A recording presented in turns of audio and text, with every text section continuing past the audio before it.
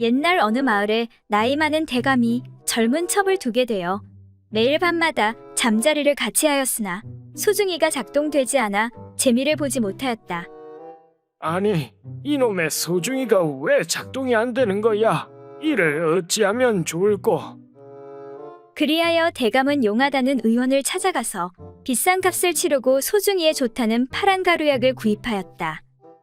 대감은 그 약을 베개 밑에 감추어 두고 아침마다 따뜻한 술에 두어 숟갈 타서 몇 주 동안이나 마셨으나 아무런 효과를 보지 못하였다. 아니, 이 비싼 약을 먹는데도 어찌 소중이가 묵묵부답일꼬? 그런데 어느 날부터 마당새가 대감이 약 먹는 것을 엿보고는 틀림없이 좋은 약이라 생각하여 한번 먹어봐야겠다고 노리고 있었다. 아니, 도대체 저게 무슨 약이지? 맨날 대감님 혼자만 좋은 약을 드신다니까. 어느 날 마당새는 대감이 출타한 틈을 타 그 약을 훔쳐 몰래 마시고 나서는 10여일간 나타나지 않았다. 대감은 마당새가 10여일이나 보이지 않자 다른 종에게 물었다. 아니, 이놈의 마당새가 10여일이나 되도록 보이지 않으니 괴이한 일이로다. 가서 마당새를 찾아오너라. 잠시 후 마당새가 도착하자 대감이 물었다. 그동안 무슨 일이라도 있었느냐? 어찌하여 10여일이나 보이지 않았느냐? 그러자 마당새가 걱정스러운 얼굴로 대답했다. 대감마님께서 베개 밑에 좋은 약을 숨겨두고 잡수시는 것을 보고 소인이 지난번에 그 약을 훔쳐 따뜻한 술에 타서 마셨습니다. 그런데 약을 먹어도 아무런 효과가 없었습니다. 정말입니다. 대감님께서 약을 훔친 것을 알아차릴까봐 겁이 나서 며칠간 집에 숨어 있었습니다. 아마도 돌팔이 의원에게 사기를 당한 듯합니다. 그 말을 들은 대감이 말했다. 뭐라고? 어쩐지 아무 효과가 없다고 했다. 내 이 돌팔이 놈을 그냥 마당새야 따라오너라. 그리하여 대감과 마당새는 의원으로 쳐들어갔다. 야, 이 돌팔이 놈아. 몇 달 전에 내가 500냥이나 주고 사간 그 파란가루 약이 왜 아무런 효과가 없는 것이냐? 늙은 내가 그 약을 먹어도 효과가 없고 젊은 마당새 놈이 먹어도 효과가 없으니 어찌 된 것이냐? 이놈아, 당장 내 돈 500냥 돌려내라. 그 말을 들은 의원은 당황하며 말했다. 대감마님, 그 약은 먹는 게 아니라 소중이에 바르는 약인데요.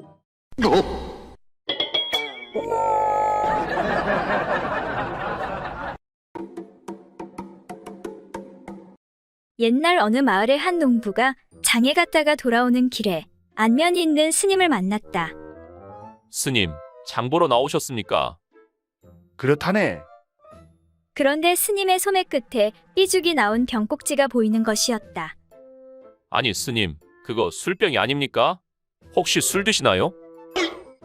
농부가 깜짝 놀라 묻자 스님은 몹시 당황해 얼버무린다는 것이 그만. 아닐세. 그러니까 그 무엇이냐? 집에 고기가 몇 점 있어서 조금 곁들이려는 걸세. 아니, 그럼 고기도 드신단 말입니까? 농부가 더욱 놀라서 물으니 스님은 또 실수했구나 싶어 얼른 둘러대는데 그게 아니라 절에 손님이 와 계시지 않겠나? 그러니 손님 대접까지 안 할 수 없지 않은가? 그렇군요. 어떤 손님이신지 귀하신 분인가 보군요. 한 곱이 넘긴 스님은 안심하며 귀하다마다 오랜만에 장인어른이 오시지 않았겠나? 깜짝 놀란 농부가 다시 물었다. 아니, 방금 장인이라고 하셨습니까? 스님은 그제야 아차했는지 말꼬리를 슬쩍 돌리는데 아니, 그러니까 그게 아니라 절에 좀 시끄러운 일이 있어서 아는 분이 찾아왔다네. 아, 그랬군요. 산속에 있는 절에도 시끄러운 일이 있다니 도대체 무슨 일인가요? 골치 아픈 일이라네. 글쎄 마누라하고 첩이 대판 싸움이 붙었지 뭔가. 그래서 그걸 좀 말려달라고 장인을 모셨다네. 그 말을 들은 농부가 몹시 화를 내며 말했다. 아니, 어찌 출가한 스님이 술과 고기를 먹고 아내와 첩까지 거느리고 있단 말입니까? 내 관가에 이야기해서 당장 승려가증을 거두어 버리도록 해야겠습니다. 그 말을 들은 스님이 슬픈 표정으로 말했다. 그리 안 해도 된다네. 내 작년에 도둑질하다 들키어 이미 허가증을 반납했다네.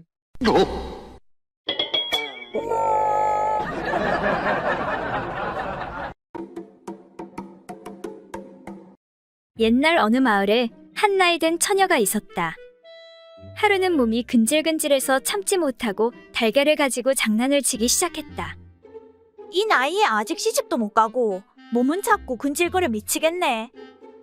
그렇게 달걀을 가지고 장난을 치다가 그만 그 달걀이 잘못하여 거시기 속으로 쏙 들어가 버렸다. 그런데 아무리 달걀을 꺼내려고 해도 나오지가 않았다. 이 일을 어쩌면 좋나? 그래서 부끄러워 며칠째 말도 못하고 있다가 하는 수 없이 동네에서 어리숙하고 바보 취급을 받는 한 총각을 불렀다. 얘, 너 소문을 내지 않고 내 그곳 속에 들어간 달걀을 꺼내줄 수 있니? 꺼내주면 뭐 해줄 건데? 만약 달걀을 꺼내주면 너에게 내 몸을 한번 맡길게. 그 말 참말이지? 참말이지 않고 언제 내가 거짓말하는 거 봤니? 그럼 좋아. 어서 두 다리를 벌려봐. 바보 총각은 그녀의 그곳에 대고 쥐쥐쥐쥐 하고 소리를 내었다. 그러자 아닌 게 아니라 병아리 한 마리가 쪼르르 달려나오는 것이었다. 따뜻한 그 속에서 달걀이 벌써 병아리가 되어버린 것이었다. 자, 이제 약속을 지킬 차례구먼. 할 일을 다 마친 총각이 약속받은 대로 처녀를 덥석 끌어안았다. 그러자 처녀가 총각을 밀치며 말했다. 그만둬. 너 같은 바보하고 하는 건 싫어. 이에 화가 난 바보 총각이 소리쳤다. 삑! 독수리야, 독수리. 그 말을 하자마자 놀란 병아리가 다시 처녀의 그곳으로 쪼르르 달려 들어가 버렸다.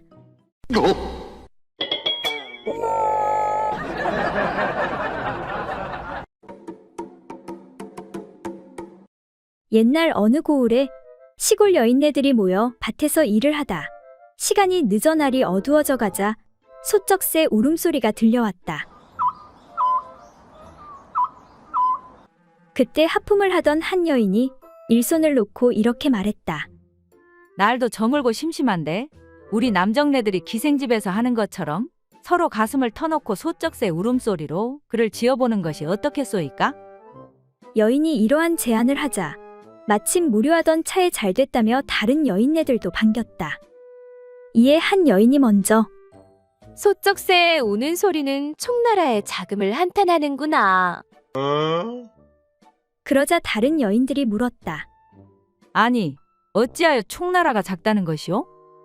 내 일찍이 듣기로 옛날에 총나라가 있었는데 그 나라가 너무 작고 힘이 없어 망하는 바람에 그것을 한탄한 황제가 소쩍새가 되어 소촉 하고 운다고 하지요. 그러자 다른 여인이 실한 모름지기 자기의 뜻을 말로 표현하는 것이니 어찌 옛날 일을 들어 채울 것이오. 그러니 나는 소쩍새의 우는 소리는 소치 작다함을 한탄하는도다. 어째서 솥이 작다는 것이요? 우리 집 소치 작아서 한인데 그러니 소쩍새가 지금 소짝하고 우는 것 같지 않소이까? 라고 말하자 가만히 듣고만 있던 세 번째 여인이 무릎을 탁 치며 말하길. 이 새가 우는 것을 들으니 조짝조짝 하는구나. 그러자 다른 여인들이 물었다. 어째서 조짝조짝 하고 우는 것이요? 우리 남편의 물건이 너무 작은 게 한인데 그래서 이 새가 조짝조짝하고 우는 것 같아 그러는 거지요. 이때 옆에 있던 나이 많은 여인이 지금 내가 들으니 소쩍새가 조쩌조쩌 하고 우는구나. 그러자 다른 여인들이 물었다. 아니, 어째서 조쩌조쩌 하고 우는 것입니까? 작은 것이라도 좋으니 조 딸린 영감 하나 달라고 조쩌조쩌 하고 우는 것이오.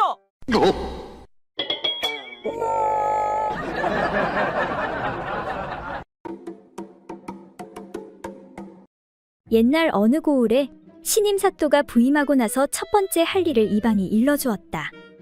사또, 먼저 해야 할 일은 효부 효자 표창이옵니다.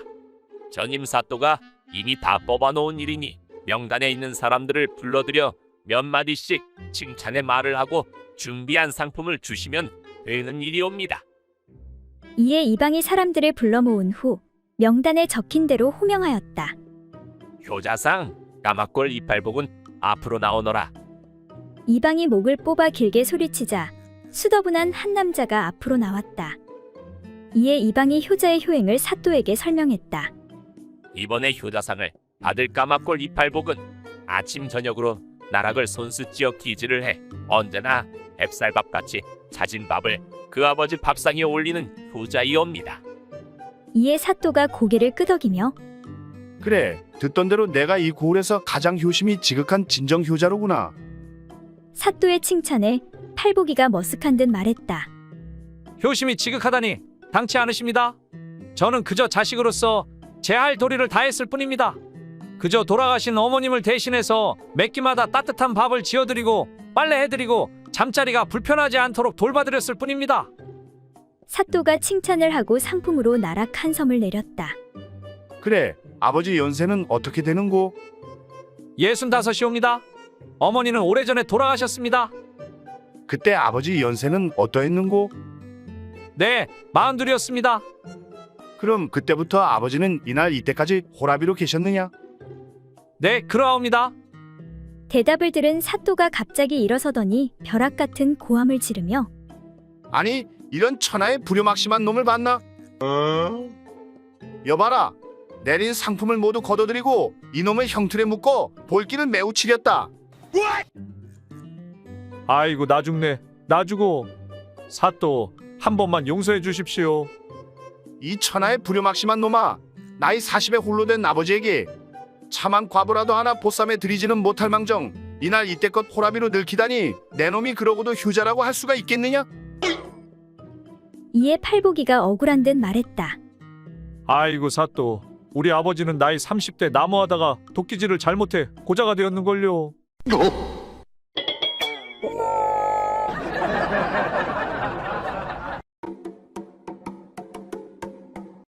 옛날 한 삼촌과 조카가 함께 한양으로 길을 가고 있었다. 그날 밤 그들은 함께 어느 주막에 묵게 되었다. 주인장, 밤이 늦어 그러니 오늘은 여기서 하룻밤 묵고 가야 되겠소. 잘 오셨습니다요. 마침 우리 부부가 쓰는 방 옆에 빈 방이 하나 남았는데 거기를 쓰시면 될 것 같습니다. 그런데 밤이 깊어지도록 조카는 잠을 이루지 못하고 있었는데 그때 옆방에서 주막 주인 부부가 갖가지 재주를 쓰면서 격렬하게 정을 나누기 시작하였다. 조카는 그 소리를 들으며 손으로 삼촌을 잡아 흔들었으나 삼촌은 깊은 잠에 빠져 깨어나지 못하였다. 이튿날 조카가 삼촌에게 삼촌, 간밤에 이러이러한 재미있는 일이 있어서 혼자 들었어요. 아니 뭐야? 그럼 왜 나를 깨워서 함께 듣지 않았느냐? 하고 묻자 조카가 그 말에 그럴 리가 있습니까? 아무리 흔들어도 삼촌이 일어나지를 않았어요. 하고 말하자 삼촌은 길게 한숨을 내쉬면서 주막집 여주인 미모가 상당하던데 아쉽다 아쉬워. 그럼 우리 오늘 하루만 더 묵어서 나도 그 짓을 하는 소리를 들어보고 가야겠구나. 내 오늘 밤은 잠을 자지 않고 기다려야겠군. 그래서 둘은 하루를 더 묵기로 하였다. 그런데 밤이 깊어갔으나 아무 소식이 없자 삼촌은 잠시 눈을 붙인다는 게 깜빡잠이 들고 말았다.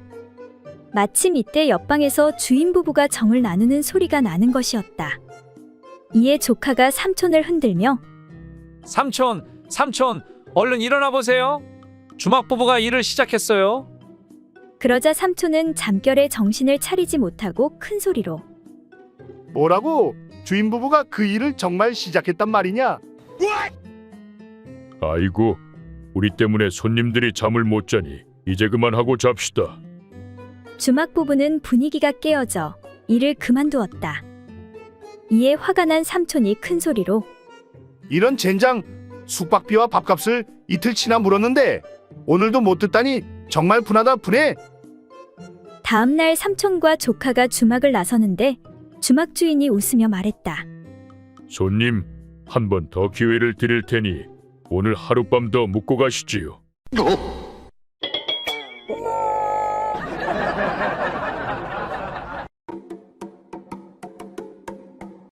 어느 마을에 색을 밝히는 처녀가 있었다.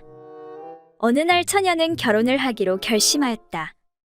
그런데 어떻게 하면 큰 소중이를 가진 신랑을 만날 수 있을까 고민하다가 점쟁이를 찾아가 물어보았다.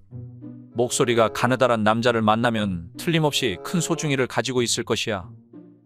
여자는 어찌저찌하여 인물도 준수하고 괜찮은 남자 중에 특히 목소리가 가는 남자와 결혼하게 되었다. 그런데 밤에 그것을 할 때마다 남편의 가느다란 목소리는 정말로 못 들어줄 지경이었다. 아이고 좋아, 아이고 좋아라, 황홀해 죽겠네. 아내는 남편의 목소리를 들을 때마다 흥이 다 빠져버려 더 이상 진도를 나가기가 어려웠다. 이제 그만합시다.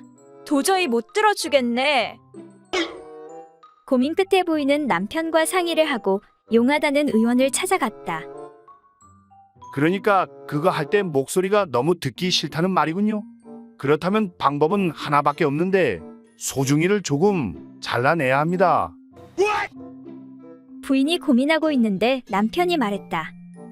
당신의 내 목소리가 듣기 싫다면 까짓것 당신을 위해 조금 잘라내도 상관없어. 그렇게 의원은 남편의 소중이를 조금 잘라버렸다. 그리고 나서 부부는 다시 밤일을 하게 되었다. 아이고 좋아, 아이고 좋아. 부인은 남편의 목소리가 굵직해져 듣기 좋긴 한데 소중이가 작아져 전처럼 흥이 나지 않았다. 아무래도 안 되겠어요. 전보다 더 못해진 것 같아요. 그래서 하는 수 없이 남편의 목소리가 가늘어도 좋으니 의원을 찾아가 다시 원래대로 소중이를 붙이기로 하였다. 그렇게 다음 날 의원을 찾아가 물었다. 의원 날이 전처럼 흥이 나지 않아서 그러는데 아무래도 저번에 자른 것을 다시 붙여야 하겠습니다.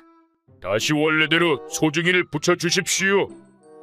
그 말을 들은 의원이 당황하며 말했다. 안 됩니다. 그것만은 절대 안 돼요. 다시 못 붙여요.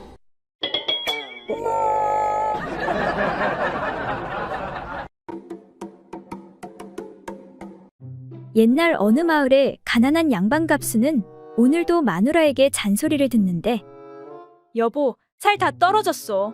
가서 장사라도 하던지 아니면 도둑질이라도 하시오. 허구한 날 책만 보지 마시고 과거에 10번이나 떨어졌으면 이제 그만 포기하시오. 양반이 밥 먹여주는 것도 아니고 아이고 내 팔자야. 그러던 어느 날 갑수는 오랜만에 친구 만길이를 만나 한잔하는데 내 매번 자네에게 얻어먹어 미안하이. 친구끼리 미안할 게 뭐 있나? 여유되는 놈이 사면 그만이지. 근데 갑수 자네 얼굴이 왜 그리 어두워 보이는 겐가? 왜긴 왜요? 집에 있는 멧돼지 때문이지. 재수씨가 왜 그리 순하디 순한 여인이? 순하긴 그건 10년도 더 된 신혼 때나 그랬지. 그땐 그냥 막 내가 원하는 대로 누우라면 눕고 엎드리라면 엎드렸는데 지금은 그냥 한 마리의 사나운 야생 멧돼지라네. 나 무서워 죽겠네. 그나저나 자네 재수씨는 그렇게 자네한테 순종한다며. 집에 오면 발도 씻겨주고 밤새 봉사해주고 비결이 도대체 뭔가? 우리 마누라도 처음부터 그러진 않았지. 그러니까 그거 말하자면 좀 복잡하긴 한데 내 친구 중에 창식이라고 있거든. 그놈에게 어찌 다리 건너 겨우겨우 의원 한 명 소개받았다네. 그런데 그 양반이 그 무엇이냐 궁중 어휘까지 지낸 양반이라 한번 질려보려면 몇 달은 기다려야 한다고. 그래서 창식이한테 부탁해서 어렵게 겨우 만났지. 그런데 꼭 마누라랑 같이 오라고 해서 같이 갔거든. 그랬더니 그 의원이 내 마누라에게 부인이 자꾸 바가지 긁고 말 안 들으면 남편 정력이 날이 갈수록 감퇴하고 얼마 못 살 것이라고 하니 그날 이후로 순한 강아지가 됐지 뭐야. 역시 궁중 어휘까지 지낸 의원의 말이니 믿을 수밖에 없겠군. 이봐 친구, 나도 그 창식이란 친구 좀 소개시켜주게. 근데 자네는 좀 힘들 텐데. 아니 친구끼리 야박하게 왜 그러나. 소개는 시켜줄 수 있는데 근데 상담비만 50냥인데 자네 돈 있는가?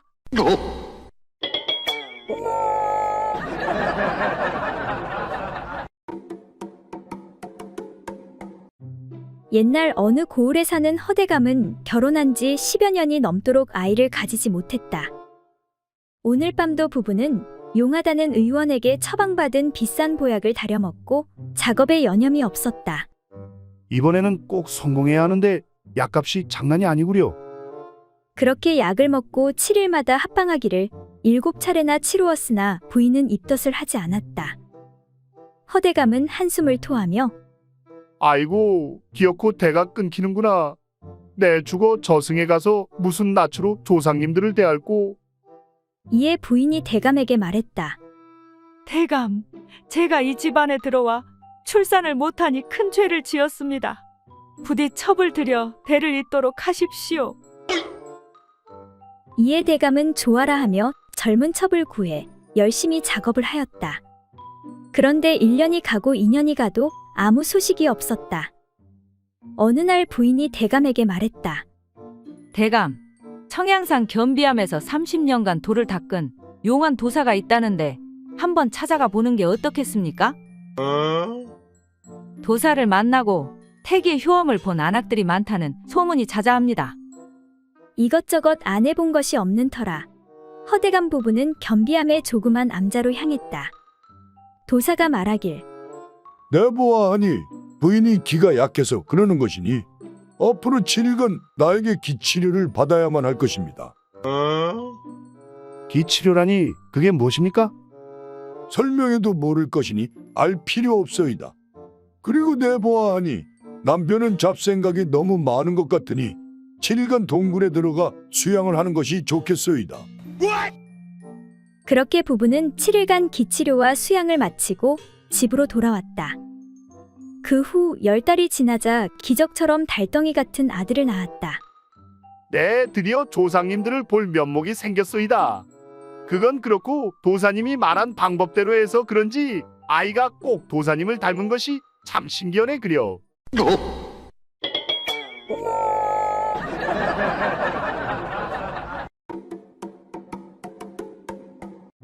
옛날 어느 마을에 80이 다 된 노인이 갓 20을 넘긴 처녀와 결혼을 하게 되었다. 그런데 막상 결혼은 했지만 소중이가 잘 작동이 되지 않아 걱정이었다. 아니, 이놈의 소중이가 왜 말을 안 듣는 것이냐? 그래서 며칠 후 노인은 한약방을 찾아갔다. 저기, 의원 양반, 이거 얘기하기가 좀 쑥스러운데 내가 젊은 처녀와 결혼을 했는데 아무래도 잠자리가 잘 되지 않아 걱정인데 뭐 좋은 방법이 없겠어? 그 말을 들은 의원이 말했다. 정말 축하드립니다, 어르신. 나이가 많으시니 아무래도 밭일을 하시자면 무리가 따르겠지요. 하지만 걱정 마십시오. 제가 기가 막힌 환약을 지어 드리겠습니다. 밭일이 생각나실 때마다 충분한 물과 함께 3알씩 드시도록 하십시오. 그 말을 들은 노인은 기쁨을 감추지 못하는 표정으로 약을 사서 돌아갔다.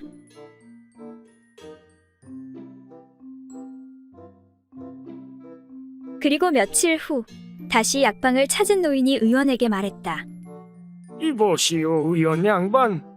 저번에 내가 사간 그 약 말이오. 아무래도 문제가 있는 것 같은데 그 약만 먹으면 피곤하고 졸린단 말이오. 이게 어찌된 영문이오? 그 말을 들은 의원이 이렇게 대답하는 것이었다. 그게 아니라 그러니까 그 약은 밭일 대신에 먹고 그냥 푹 주무시라고 드린 약입니다.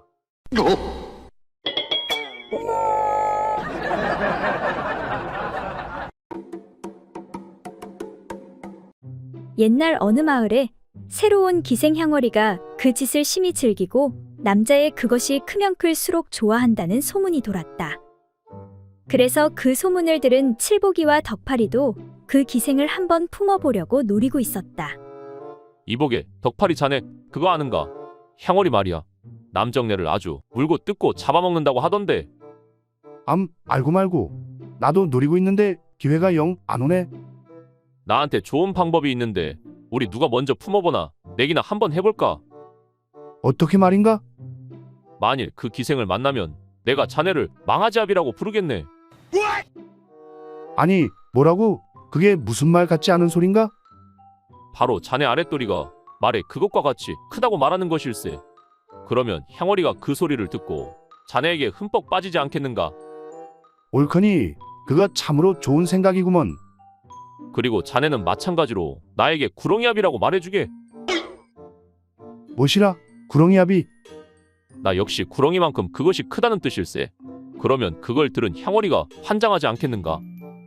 이에 덕파리는 좋아하며 좋아, 그렇게 하도록 하세. 자네 머리는 참 비상하다니깐.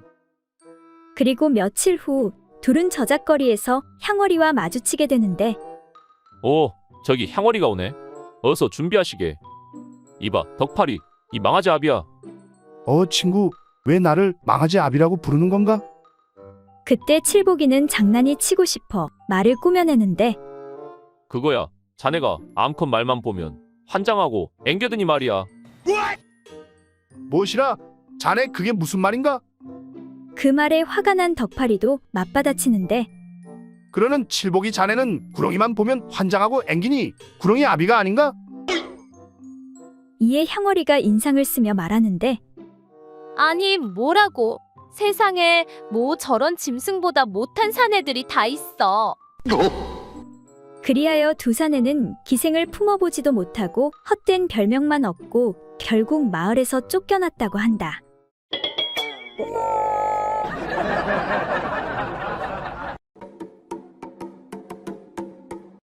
판서댁 마님이 하루는 배가 남산만하게 부풀어 오른 자기 몸종을 불러 앉혀놓고 전에 없던 엄격한 어조로 꾸짖었다. 내 그렇게도 사내놈들을 조심하라 일렀거늘. 못된 행실로 애까지 배웠으니 너를 더 이상 내 집에 둘 수가 없느니라. 당장에 보따리를 싸거라. 마님의 꾸중의 몸종은 고개를 들지 못한 채 그저 흐느껴올 뿐이었다. 그런데 한바탕 꾸짖고 난 마님의 심경도 썩 편치가 못했다. 일도 잘하고 그렇게 잘 따르던 내가 이 지경이 된 것은 다 내가 순진하여 사내들 꿰매 속아 넘어간 탓이니라. 마님은 이렇게 말하고 나자 몸종이 무척 측은하게 생각되었다. 그래, 당장 이 집을 나가면 어디 갈 데는 있느냐? 몸종의 묵묵부답에 마님이 고쳐 말했다. 이 집을 나가기 싫거든. 너를 이 꼴로 만든 그 작자가 누군지 어디 이름이나 한번 대봐라.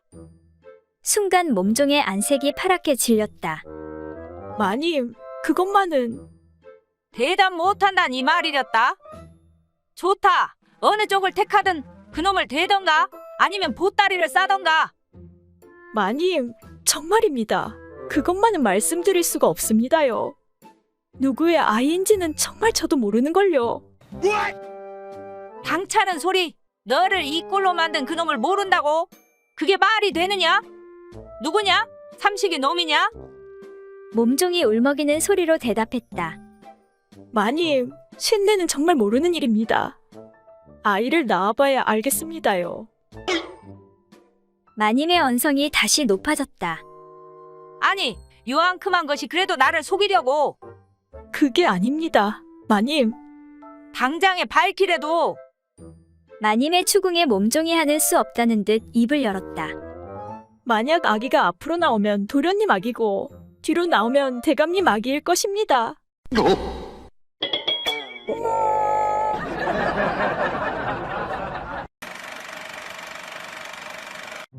옛날 어느 마을에 학식이면 학식, 재력이면 재력, 모든 면에서 완벽한 선비가 있었다. 그런데 그 선비에게는 남들에게 말할 수 없는 한 가지 고민이 있었는데 그것은 바로 소중이가 너무 작다는 것이었다. 선비는 용한 의원을 찾아다니며 좋다는 약은 다 먹어보았지만 소용이 없었다. 그래서 선비는 마을에서 가장 용하다는 무당을 찾아갔고 무당은 방법을 이야기해 주었다. 밤 12시에 뒷산 약수터에 가면 도깨비가 나타나는데 그 도깨비에게서 좋아 라는 말을 들으면 소중이가 커질 수 있어. 그래서 선비는 무당의 말대로 밤 12시에 약수터에 갔는데 과연 도깨비가 나타났다. 선비는 도깨비가 좋아한다는 술을 내밀며 도깨비님, 부디 이 술을 드십시오. 라고 말하니 도깨비는 기뻐하며 좋아. 라고 하며 술을 받고는 사라져버렸다. 다음날 선비는 무당의 말이 사실인지 소중이를 확인해 보았다. 그런데 세상에 정말로 소중이가 커진 것이었다. 선비는 뛸 듯이 기뻤다. 하지만 선비의 소중이는 워낙 작았기 때문에 평균 사이즈가 되려면 한 번 더 도깨비를 만나야 될 것 같았다. 그래서 다음날 밤 12시 선비는 다시 도깨비를 찾아갔다. 선비는 도깨비가 좋아하는 메밀목을 내밀며 도깨비님, 부디 이 메밀목을 드십시오. 라고 말하였다. 도깨비는 기뻐하며 좋아. 라고 하며 메밀목을 바꾸는 사라져버렸다. 이제 선비는 웬만큼 만족할 만한 사이즈의 소중이를 갖게 되었다. 하지만 일생 동안 소중이로 너무 큰 스트레스를 받아왔기 때문에 선비는 마지막으로 한 번 더 도깨비를 만나보기로 하였다. 이번에는 도깨비가 좋아한다는 돼지고기를 준비해 도깨비에게 내밀었다. 도깨비님, 부디 이 돼지고기를 드십시오. 그러자 도깨비가 말했다. 좋아, 좋아, 좋아. 아주 좋아. 짱 좋아. 대박 좋아. 난 돼지고기를 가장 좋아한단 말이야. 그리고 다음날 선비는 안타깝게도 세상을 떠나고 말았다. 들리는 소문에 의하면 선비는 큰 뱀에게 깔려 죽었다고 한다.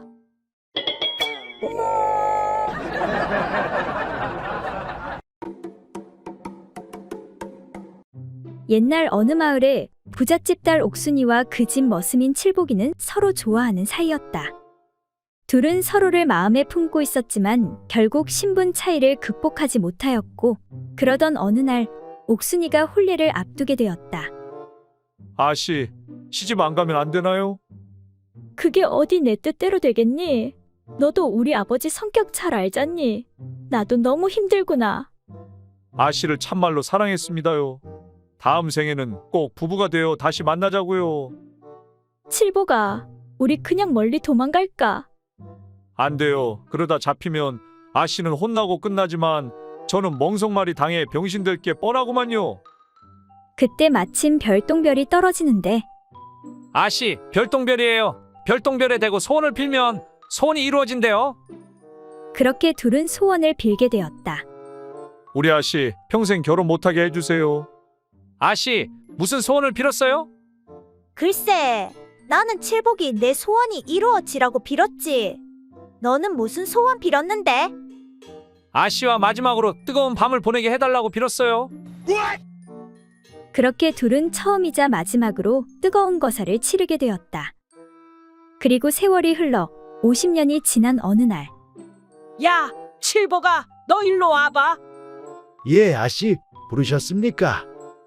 내가 뒷간 청소 깨끗이 하라고 했어. 안 했어. 지나갈 때마다 냄새 나잖아. 아씨, 정말 죄송합니다.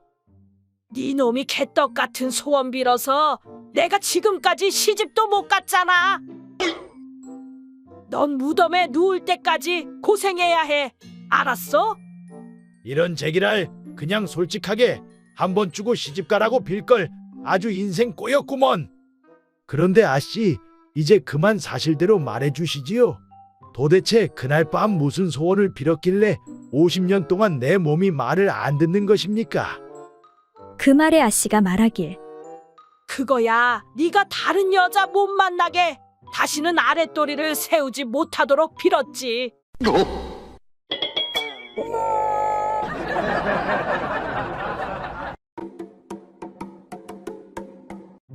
옛날 어느 고을에 한 중년의 기생이 읍내 5일장을 갔다가 모자를 새로 사게 되었다. 요즘엔 손님도 거의 없고 기분도 우울했는데 모자를 새로 사고 나니까 기분이 좀 나아지는군. 그렇게 모자를 산 후 고개를 넘어 돌아가고 있었는데 갑자기 골짜기에서 돌풍이 불어왔다.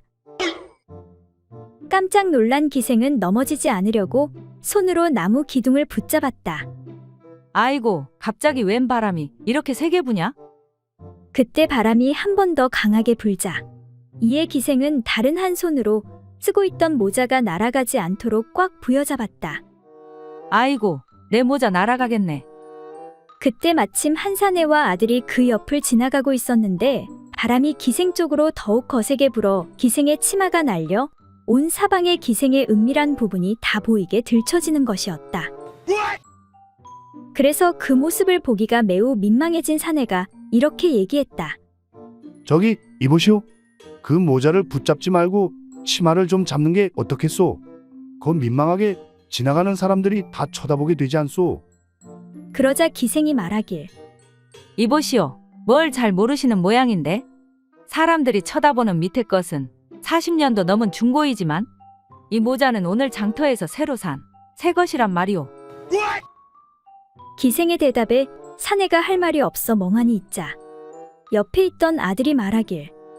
아버지, 저 아줌마 가랭이 사이에 송충이가 잔뜩 붙어 있는데 좀 떼어주세요.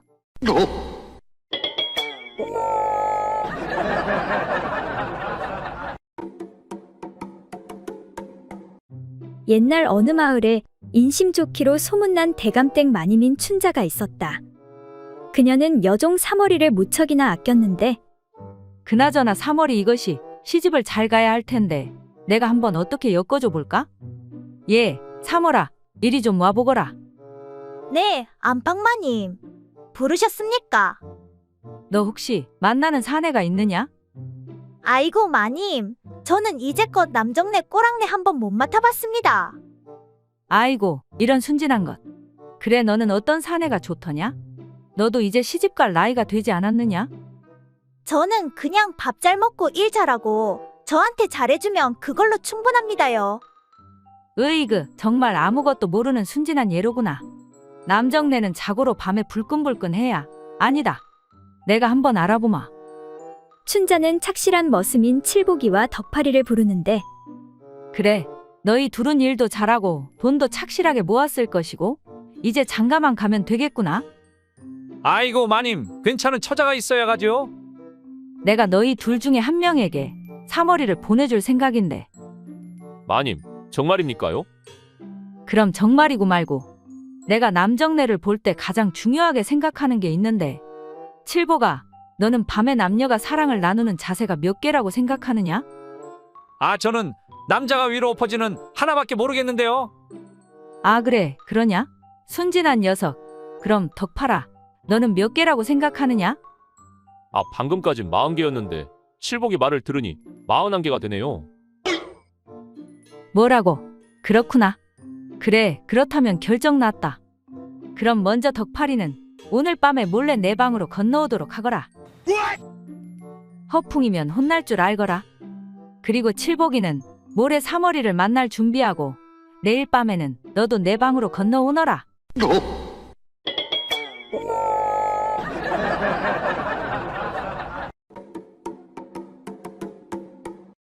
딸의 혼사를 앞둔 김대감댁 부인이 혼자 고민을 하다가 마침내 대감과 상의를 하기에 이르렀다. 대감, 아무래도 사위될 사람의 코가 너무 크지 않습니까? 별 쓸데없는 소리를 하고 있네. 코가 좀 크면 어떤가? 아니, 코가 크면 그것도 크다고들 하잖아요. 혹시 우리 애가 그것 때문에 너무 시달리지 않을까 걱정이 돼서요. 그건 괜한 소리요. 그런 건 다 미신이요. 하지만 그래도 말이죠. 이쯤 되자 대감도 은근히 걱정이 되기 시작했다. 참, 그렇다고 장인 체면에 내가 그걸 보자고 할 수도 없고. 이때 아내가 무릎을 탁 쳤다. 옳지. 이러면 어때요? 5월이 년을 시켜서 한번 알아보는 것이. 5월이가 워낙 그 방면에 도가 트여 있는 아이니까. 그런 방법이 있었군. 대감 부부는 곧 5월이를 불러 앉히고 약간의 돈을 쥐어주며 그 일을 부탁했다. 5월아, 네가 이렇게 저렇게 좀 해주어야겠다. 예, 주인마님. 알겠습니다요. 그렇게 해서 5월이는 대감의 사위될 남자와 무사히 하룻밤을 보냈다. 이튿날 아침, 마님이 걱정스런 표정으로 5월이를 불러와 물었다. 그래, 해보니 어떻더냐? 그 말에 5월이는 밝은 표정으로 대답했다. 마님, 염려 붙들어 마십시오. 그래? 내가 보기에는 그것이 그리 크진 않더냐? 그러자 5월이는 이렇게 말하는 것이었다. 뭘요? 그것의 크기가 딱 대감마님 정도밖에 안 되던걸요.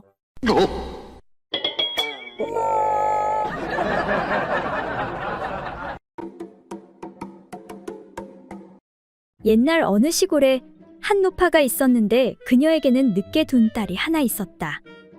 그런데 이 딸이 자라서 시집갈 나이가 되었지만 머리도 좀 모자라고 가정 형편도 어렵고 하여 마땅한 자리가 나지 않아 아직 시집을 못 가고 있었다. 그러던 어느 날 딸이 노파를 불러서 말했다. 어머니, 참 이상한 일이 있답니다.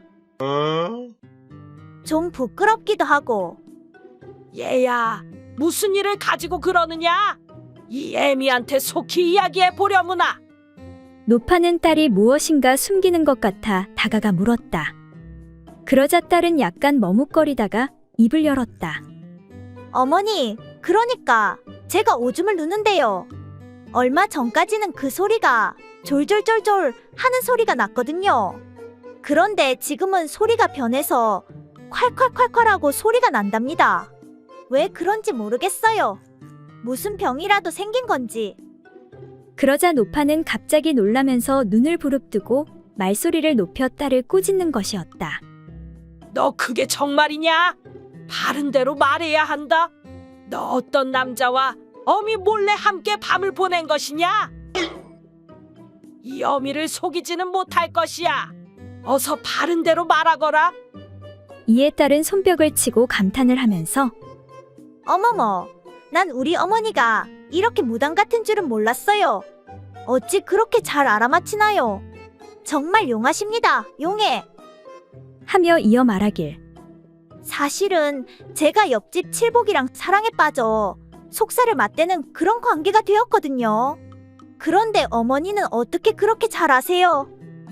이거사 나도 다 경험해봐서 알지. 아니, 뭐라고요? 그럼 어머니도 칠복이랑 밤을 보냈나요?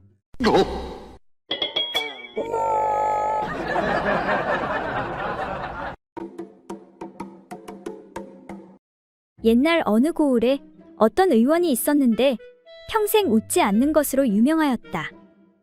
이에 마을 사내들이 모여서 의논하기를 우리들 가운데서 누가 아무개 의원을 웃게 하면 크게 한 턱을 내기로 하자. 약속을 어기지는 않겠지. 하고 다른 사내가 말하였다. 어찌 그럴 수가 있겠는가? 하지만 만약 못 웃기게 되면 반대로 한 턱을 쏴야 할 것이야. 하고 사내들이 말하니 한 사내가 곧 수건으로 왼손을 겹겹이 싸매고 친구들과 함께 의원의 집으로 찾아갔다. 의원이 사내를 보고 물었다. 그래, 무슨 일로 왔는고? 하고 물으니 사내가 눈썹을 찌푸리면서 아무래도 아내의 병이 중한 것 같아 왔습니다. 하고 대답하였다. 그래, 병세가 어떠한지고? 하고 의원이 묻자 그러니까 무엇하고 형언할 수도 없는 속병이 제 몸에 있습니다. 사내의 이 말은 도통 그 뜻을 이해할 수가 없었다. 괴이하게 생각한 의원이 아니, 아내의 병이 자네 몸에 있다니 그게 무슨 농담으로 하는 말이 아닌가? 제가 어떻게 농담을 할 수가 있겠습니까?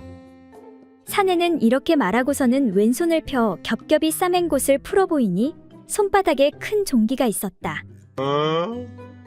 의원은 괴상하게 여겨 아니, 손바닥에 종기가 무슨 아내의 병이란 말인가? 하고 묻자 사내가 말하기를 저희 집이 너무 가난하여 아직도 장가를 들지 못해 음욕이 일 때마다 항상 왼손으로 손장난을 하여 왔는데 이제 손바닥에 종기가 나서 손장난을 못하여 음욕을 풀지 못하게 되었으니 이게 어찌 아내의 병이 아니고 무엇이겠습니까? 하고 시치미를 떼고 말하니 의원이 웃기는커녕 도리어 화를 내며 야, 이놈아! 나는 40년째 손장난 중인데 아무런 병도 안 걸리던데 그게 무슨 소리냐? 그냥 오른손으로 하면 되는 것이 아니냐? 그리하여 사내는 하는 수 없이 친구들에게 한턱을 쏘게 되었다고 한다.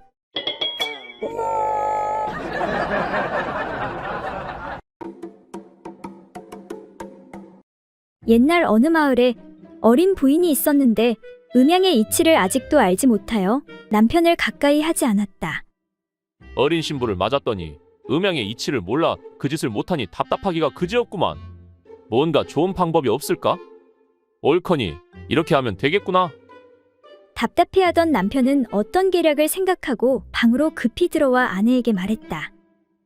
여보, 빨리 내 외출복을 내오시오. 아니, 외출복을 입고 어디로 가시려고요?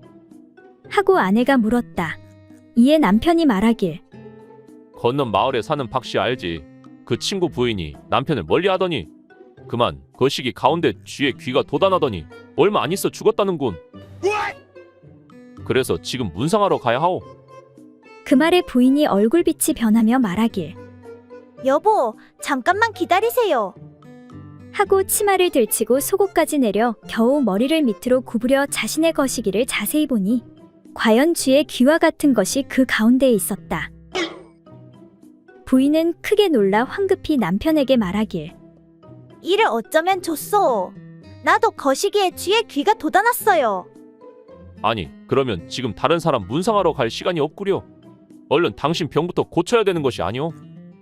하자 이에 아내가 말하길. 아니에요. 내 걱정은 하지 말고 문상 갔다 오세요. 우리 집은 고양이를 키우니 걱정 없어요.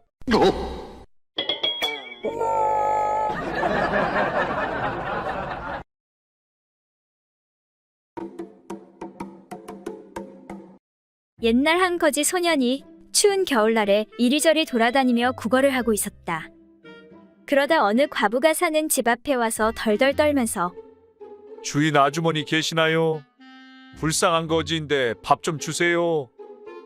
그 꼴을 본 인정 많은 과부가 측은해하며 어메, 짠한 거. 얘야, 오늘은 우리 집에 와서 먹고 자고 가거라. 하면서 소년을 자기 집으로 데리고 가서는 씻기고 나서 자기가 혼자 자는 따뜻한 방에서 밥을 먹이고 같이 자게 해주었다. 그런데 과부가 밤중에 자다가 몸이 이상하게 느껴져 잠을 깨니 소년이 옷을 벗고 과부의 배 위에 올라가 속꼭 가랑이를 헤치고는 풋고추 같은 연장을 과부의 몸속에 밀어넣고서 왔다 갔다 하며 운동을 하고 있는 것이었다. 이에 놀란 과부가 두 손으로 소년의 옆구리를 꽉 붙잡으면서 꾸짖었다. 야, 이 어린 거사! 왜 내게 이런 무례한 짓을 하는 것이냐? 내일 날이 밝는 대로 관아에 고발해 내 죄를 단단히 물어야겠다. 그러자 소년은 멈짓하며 몸에 힘을 빼고 아주머니 잘못했어요. 그러면 이만 그치고 빼서 내려가겠습니다. 제발 고발하지 마시고 용서해 주세요. 하면서 슬그머니 내려가려 했다. 그러자 과부는 얼른 소년의 허리를 힘차게 끌어안고 흔들면서 말했다. 이놈아, 그렇게 내 마음대로 넣었다가 도로 빼가면 더 무서운 포도청에 고발해 볼기를 맞게 하겠다. 이 말에 소년은 작은 소리로 아주머니, 그럼 빼지도 못하고 이대로 있을 수도 없고 어찌 해야 하나요? 라고 말하자 과부가 말하기를. 이놈아, 넣었다 뺐다 하면 되지. 무슨 대수냐?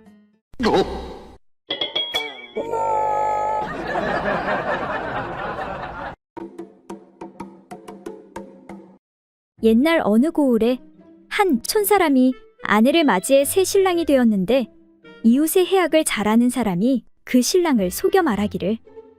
내가 장가간 후에 너의 처가에서 내가 고자라는 소문이 났으니 어찌 억울스럽지 않는가? 후일에 장인이 한번 보자고 하면 곧 그것을 꺼내 세워가지고 보여서 그 의심을 풀어야 하네.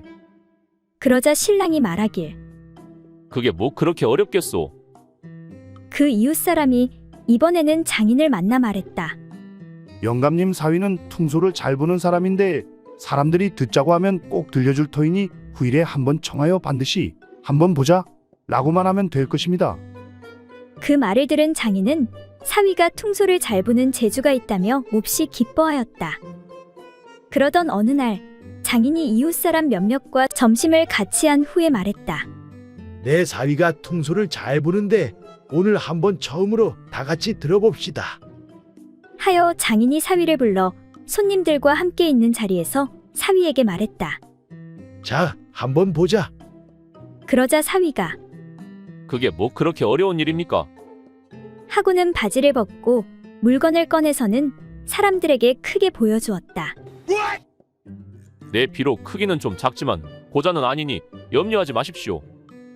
모든 사람이 이를 보고 크게 놀랐고 장인은 무안해하여 말하길. 아이고, 무색하고 무색하다. 하니 사위가 말하기를. 아니, 붉으면서 검은 빛깔이 있는데 어찌 무색하다 하십니까? 이때 옆에 있던 한 아이가 말하길. 그런데 내 거보다 조금 작네.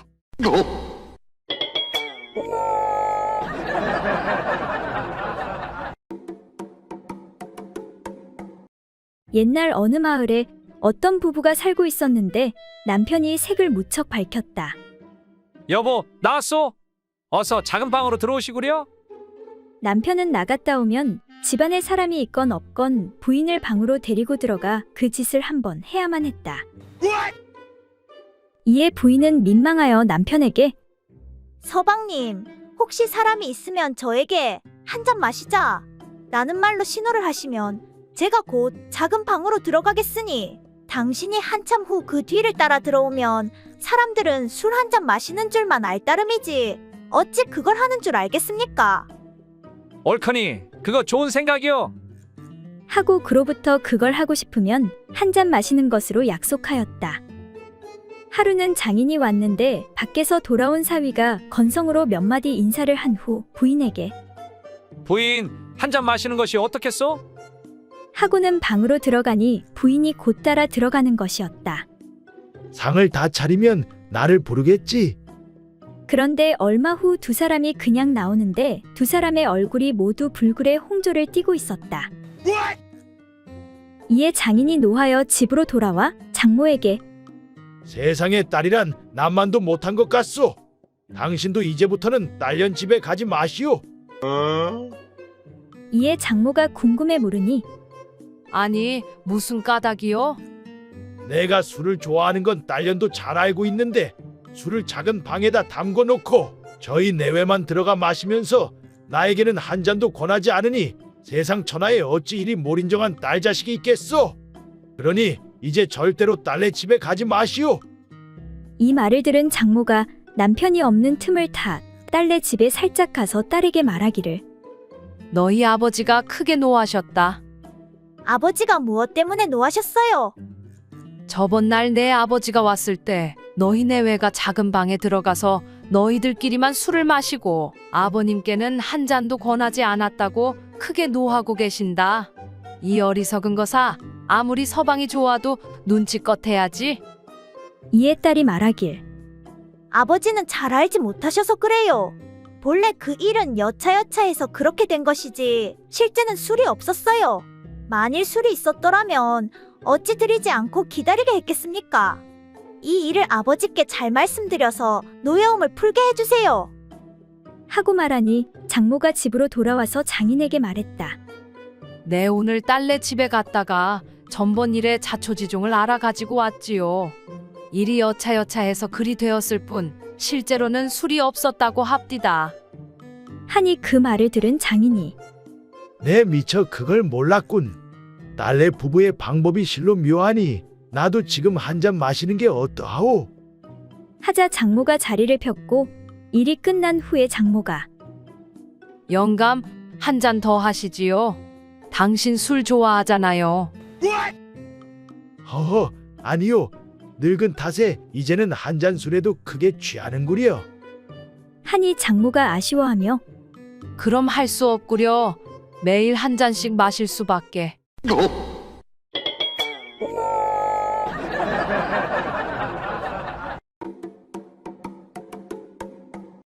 옛날 한 재상이 있었는데 소중이가 너무 작아서 10세 된 아이 정도의 크기였다. 그래서 재상은 늘 이 문제에 대해 고민하고 있었는데 다행히도 그 부인은 모든 남자들의 소중이가 다 그 정도려니 생각하고 별로 관심을 갖지 않았다. 그런데 하루는 임금의 행차가 마침 그 재상집 앞길을 지나가게 되었다. 호기심이 생긴 재상 부인은 집 담장에 붙어있는 작은 노각에 올라가 담장 너머로 행렬을 구경하려고 내려다보고 있었다. 마침 그때 행렬에 참가하고 있던 한 군졸이 갑자기 대열에서 뛰어나와서는 부인이 내려다보고 있는 그 담벼락에다 대고 소변을 보는 것이었다. 아이고 시원하다. 참는다고 죽을 뻔했네. 그런데 놀랍게도 그 군졸의 소중이가 엄청나게 길고 큰 것이 힘차게 뻗어 있는 것이었다. 아니, 세상에 뭐가 저리도 클 수가 있단 말인가. 부인은 자기 남편과 너무나 큰 차이가 나는 소중이에 놀라지 않을 수가 없었다. 저녁 때 재상이 퇴근하고 돌아와 저녁밥을 먹고 잠자리에 드니 부인은 재상의 소중이를 잡고 수줍은 듯 웃으며 말했다. 여보 대감, 오늘 정말 이상한 것을 보았어요. 임금님 행차 때 말입니다. 호기심에 담벼락 뒤에 숨어서 구경하고 있는데 한 군졸이 담벼락 아래에 와서 소변을 보지 않겠어요? 그래서 우연히 보게 되었는데 그 군졸의 소중이가 엄청나게 커서 대감 것과는 너무 달라 이상했습니다. 이 말을 들은 재상은 그렇잖아도 평소에 자신의 소중이가 너무 작은 것에 자존심이 상했는데 부인의 말을 듣고 크게 놀라고 실망스러웠다. 그러나 재상은 위기를 넘겨야 한다는 생각에 시치미를 딱 대고 이렇게 둘러댔다. 아, 부인. 혹시 그 군졸이 얼굴이 좀 검고 수염이 나고 몸집이 크고 무섭게 생겼지요? 재상은 대강 보편적인 군졸의 모습을 가지고 말했다. 맞아요. 그런 것 같아요. 이에 부인이 그렇다고 대답하니 재상은 손뼉을 치며 거짓말을 하기 시작했다. 그 군졸은 소중이가 너무 비정상적으로 커서 모두가 잘 알고 있는 사람이요. 소중이가 너무 크다 보니 여자들이 그와 혼인했다가 아파서 모두 도망가 지금껏 호라비로 늙어가고 있다고 하더이다. 부인, 보통의 경우 그렇게 큰 소중이를 가진 남자는 없답니다. 이에 부인이 수긍하며 말했다. 그렇겠지요. 대감 것이 새끼손가락 만한데 특별히 다르겠어요? 이렇게 재상은 거짓말로 위기를 넘길 수 있었다.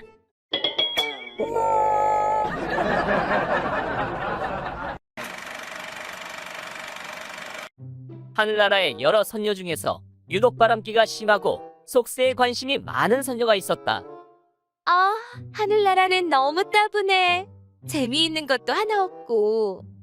여기 있는 도령들은 순진해서 사내 구실도 제대로 못하고. 심심해 죽겠네. 그러다 어쩌다 어느 선배 선녀가 지상에서 나무꾼을 만나 열정적인 사랑을 나누고 아들 딸 낳고 잘 살았다는 이야기를 알게 되었다. 옳거니? 바로 이거야. 그렇게 해서 선녀는 남자를 찾아 지상으로 내려오게 되었다. 지상으로 내려온 선녀는 어느 깊은 산 속에 조그만 연못으로 찾아갔다. 선녀는 듣던 대로 옷을 훌훌 벗어 잘 보이는 곳에 놓아두고 목욕을 하기 시작했다. 그러자 얼마 지나지 않아 젊고 잘생긴 나무꾼 하나가 나타나는 게 아닌가? 선녀는 가슴이 두근거리기 시작했다. 옳지. 드디어 나의 수건을 원없이 풀게 되는구나. 저 잘생긴 나무꾼이 틀림없이 내 옷을 훔쳐가겠지? 하지만 이상하게도 나무꾼은 도끼로 나무를 패다가 선녀가 있는 쪽을 슬쩍 한번 바라보더니 다시 도끼로 나무만 패는 것이었다. 뭐야? 아직 날 못 본 거야? 이상하게 생각한 선녀는 좀 더 나무꾼 근처로 자리를 옮기고 다시 기다렸다. 하지만 나무꾼은 선녀를 본 채 만취하고 계속해서 나무만 패는 것이었다. 아니, 도대체 왜 안 오는 거야? 기다리다 못한 선녀는 할 수 없이 옷을 주워 입고 나와서 나무꾼에게 다가가 항의했다. 이봐요, 나무꾼 씨. 소문 못 들었어요? 난 하늘에서 내려온 선녀인데 도대체 왜 날개 옷을 감추지 않는 거예요? 그러자 나무꾼은 당황하며 말했다. 저는 여기 금도끼 준다는 신령님 소문 듣고 왔는데 혹시 못 보셨어요?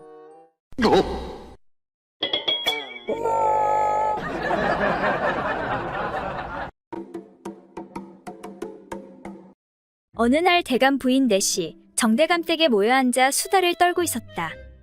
그런데 그날의 날씨 때문인지 아니면 그 장소의 분위기 탓이었는지 남이 들으면 낯이 뜨거워질 정도로 이야기를 하기 시작했다. 먼저 박대감 부인이 말했다.